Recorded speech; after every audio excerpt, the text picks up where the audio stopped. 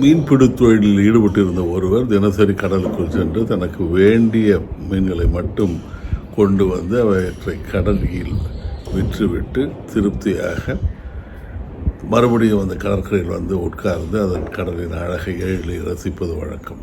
இந்த வழக்கத்தை தினசரி பார்த்த இன்னொரு செல்வந்தர் அவரிடம் வந்து, தினசரி நான் உங்களை பார்க்கிறேன், நீங்கள் போதுமான சிறிதளவு நேரம்தான் நீங்கள் கடலுக்குள் செல்கிறீர்கள், ஏன் நீங்கள் இன்னும் அதிக நேரம் செலவழிக்கக்கூடாது, அதிகமாக மீன்களை கொண்டு வரலாமே, அதிகமாக பொருட்களை ஈட்டலாமே என்று சொன்னார்.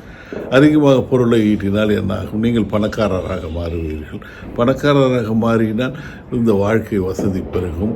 மறுபடியும் இந்த ஓய்வு நேரத்தில் வந்து அழகாக நீங்கள் வந்து இந்த கடற்கரையை ரசிக்கலாம் என்று சொன்ன பொழுது அந்த மீன்பிடி தொழிலில் ஈடுபட்டிருந்த சொன்னார், அதைத்தானே நான் இப்பொழுது செய்து கொண்டிருக்கிறேன். எனக்கு ரசிப்பதற்கு, எனக்கு சந்தோஷமாக இருப்பதற்கு இந்த நிலைமை போதுமானதாக இருக்கிறது. மிக அதிகமாக பணத்தை ஈட்ட வேண்டும் என்ற வெறி எனக்கு தேவையில்லை. திருப்தியான வாழ்க்கையில் இருக்கிறேன் என்று சொன்ன பொழுதுதான் அந்த செல்வந்தருக்கு ஒரு உண்மை புரிந்தது.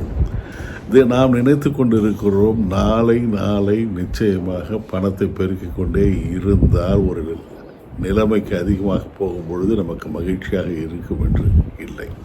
பணம் தேவை, ஆனால் போதுமான அளவு இருந்தால் நிச்சயமாக அதில் மகிழ்ச்சி அடையலாம்.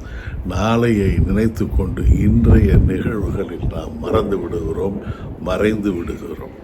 எப்பொழுது நமக்கு இருக்கும் நிலையில் திருப்தி இருக்கிறதோ, இருக்கும் நிலையில் நாம் ஒரு கட்டுப்பாட்டுக்குள் சந்தோஷமாக இருக்கிறோமோ, அது மிகவும் நல்ல வாழ்க்கை என்று அவருக்கு புரிய ஆரம்பித்தது.